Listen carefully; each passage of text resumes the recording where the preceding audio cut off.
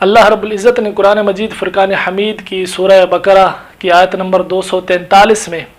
حضرت ہزقیل علیہ السلام کا بہت ہی عبرت خیز واقعہ بیان فرمایا ہے۔ سب سے پہلے حضرت ہزقیل علیہ السلام کے حوالے سے سنتے ہیں کہ یہ کون تھے۔ تو یہ حضرت موسیٰ علیہ السلام کے تیسرے خلیفہ تھے۔ حضرت موسیٰ علیہ السلام کی وفات اقدس کے بعد آپ کے سب سے پہلے خلیفہ حضرت یوشع بن نون علیہ السلام ہوئے اور ان کو اللہ رب العزت نے نبوت سے سرفراز فرمایا۔ ان کے بعد حضرت کالب بن یوحنا علیہ السلام آپ کے دوسرے خلیفہ ہوئے اور ان کو بھی اللہ رب العزت نے نبوت عطا فرمائی۔ اور آپ کے تیسرے خلیفہ حضرت ہزقیل علیہ السلام ہوئے اور انہیں بھی اللہ تعالیٰ نے نبوت سے سرفراز فرمایا۔ حضرت ہزقیل علیہ السلام کے دو القابات ہیں، پہلا ابن العجوز اور دوسرا لقب ذوالکفل ہے۔ ابن العجوز کا معنی ہے بڑھیا کا بیٹا، اور آپ ابن العجوز اس لیے کہلائے کہ جب آپ کی ولادت ہوئی تو آپ کی والدہ ماجدہ بہت بوڑھی ہو گئی تھی۔ اور اسی طرح ذوالکفل آپ کو اس لیے کہتے ہیں کہ آپ نے اپنی کفالت میں لے کر 70 انبیاء کرام کو قتل ہونے سے بچا لیا تھا، جن کے قتل پر یہودی آمادہ ہو گئے تھے، اور آپ خود بھی اللہ تعالیٰ کے فضل اور کرم سے یہودیوں کی تلوار سے بچے، اور آپ برسوں تک زندہ رہے اور اپنی قوم کو ہدایت فرماتے رہے۔ اور جو سورہ بقرہ کی آیت نمبر 243 میں واقعہ ہے وہ اس طرح ہے کہ بنی اسرائیل کی ایک جماعت جو حضرت ہزقیل علیہ السلام کے شہر میں آباد تھی، اس شہر میں طاعون کی وبا پھیلی، تو وہ لوگ جو بنی اسرائیل کے اس شہر میں آباد تھے ان پر موت کا خوف سوار ہوا، تو وہ شہر چھوڑ کر جنگل میں جا کر رہنے لگے۔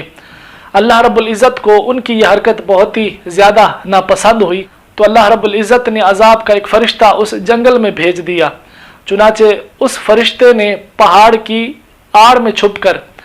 ایک بھیانک چیخ ماری اور اس کے بعد یہ کہہ دیا موتو، یعنی سب کے سب مر جاؤ۔ تو جیسے ہی اس نے یہ آواز لگائی تو بغیر کسی بیماری کے اچانک وہ سب کے سب مر گئے، جن کی تعداد 70,000 تھی۔ تو اب ان مردوں کی تعداد اس قدر زیادہ تھی کہ لوگ ان کے کفن دفن کا انتظام نہ کر سکے، لہٰذا کھلے میدان میں ان کی لاشیں پڑی رہیں اور اسی طرح سڑنے لگیں، اور بے انتہا تعفن اور بدبو اس پورے جنگل میں اور اس کے اطراف میں پھیل گئی۔ کچھ لوگوں کو ان پر رحم آیا تو انہوں نے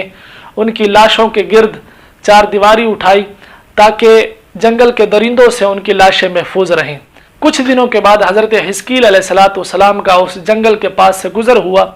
تو جب آپ نے اپنی قوم کے ان 70,000 لوگوں کی اس طرح اچانک موت کو اور ان کی بے گور و کفن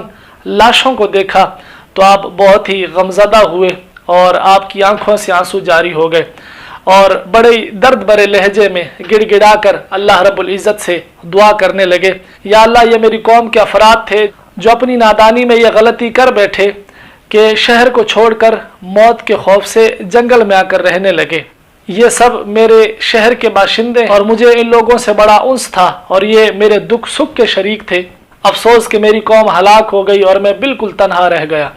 اے میرے رب، یہ وہ قوم تھی جو تیری حمد بیان کرتی تھی اور تیری توحید کا اعلان کرتی تھی اور تیری کبریائی کا خطبہ پڑھتی تھی۔ آپ بڑے ہی درد مندانہ لہجے میں اللہ تعالیٰ کی بارگاہ میں یہ دعا کر رہے تھے کہ اچانک آپ پر وحی اتری کہ اے ہزقیل، آپ ان بکھری ہوئی ہڈیوں سے فرما دیجئے کہ اللہ تعالیٰ کا حکم ہے کہ تم سب اکٹھا ہو جاؤ۔ آپ نے جیسے ہی یہ فرمایا تو فوراً ہڈیوں میں حرکت پیدا ہوئی اور وہ آپس میں جڑ گئیں اور ڈھانچے بن گئے۔ پھر آپ کی طرف وحی اتری اور اللہ رب العزت نے ارشاد فرمایا کہ ہزقیل، ان ہڈیوں سے کہہ دو کہ اللہ تعالیٰ کے حکم سے گوشت پہن لو۔ جیسے ہی آپ نے یہ کہا تو فوراً ہڈیوں پر گوشت پوست چڑھ گیا۔ پھر آپ کی طرف تیسری بار وحی نازل ہوئی کہ ہزقیل، ان مردوں سے کہہ دو کہ اللہ تعالیٰ کے حکم سے کھڑے ہو جاؤ۔ چنانچہ آپ نے جیسے ہی یہ فرمایا تو فوراً وہ 70,000 لاشیں اٹھ کر کھڑی ہو گئیں اور ان کی زبانوں پر یہ الفاظ تھے، سبحانک اللہم و بحمدک لا الہ الا انت۔ پھر یہ سب لوگ جنگل کو چھوڑ کر اپنے شہر میں جا کر آباد ہوئے اور اپنی عمروں کی مدت تک زندہ رہے، لیکن ان لوگوں پر اس موت کی نشانی یہ باقی رہی کہ ان کی اولاد کے جسموں سے مردہ لاش کی بدبو آتی رہی، اور یہ لوگ جو بھی کپڑا پہنتے تھے تو وہ فوراً کفن کی طرح ہو جاتا تھا، اور قبر میں جس طرح کفن میلا ہو جاتا ہے اسی طرح میلا پن ان کے کپڑوں میں آ جاتا تھا۔ چنانچہ یہ اثرات آج بھی ان یہودیوں میں موجود ہیں جو ان لوگوں کی نسل سے باقی رہ گئے ہیں۔ تو اس واقعے کا ذکر اللہ رب العزت نے سورہ بقرہ کی آیت نمبر 243 میں اس طرح فرمایا: الم تر الی الذین خرجوا من دیارہم وهم الوف حذر الموت فقال لهم اللہ موتوا ثم احیاہم ان اللہ لذو فضل علی الناس ولکن اکثر الناس لا یشکرون۔ اور اس کا ترجمہ یہ ہے کہ اے محبوب، کیا تم نے نہ دیکھا انہیں جو اپنے گھروں سے نکلے اور وہ ہزاروں تھے موت کے ڈر سے، تو اللہ تعالیٰ نے ان سے فرمایا مر جاؤ، پھر انہیں زندہ فرما دیا۔ بے شک اللہ لوگوں پر فضل کرنے والا ہے مگر اکثر لوگ ناشکرے ہیں۔ اب اس واقعے سے درس یہ ملتا ہے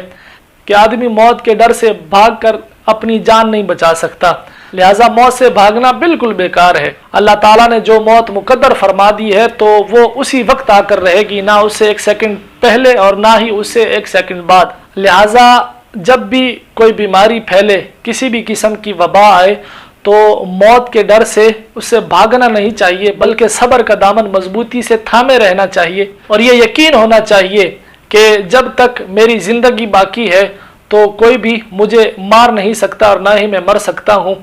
اور جب میری موت آ جائے گی تو میں کچھ بھی کر لوں، کہیں بھی بھاگ جاؤں یا ڈٹ کر کھڑا رہوں تو میں موت سے نہیں بچ سکتا۔ یہ ہمارا عقیدہ ہونا چاہیے کہ کسی بھی قسم کی کوئی وبا آئے، کوئی بیماری آئے تو موت کے ڈر سے اس سے بھاگنا نہیں چاہیے، کیونکہ اللہ تعالیٰ کی ناراضگی کا سبب بنتا ہے۔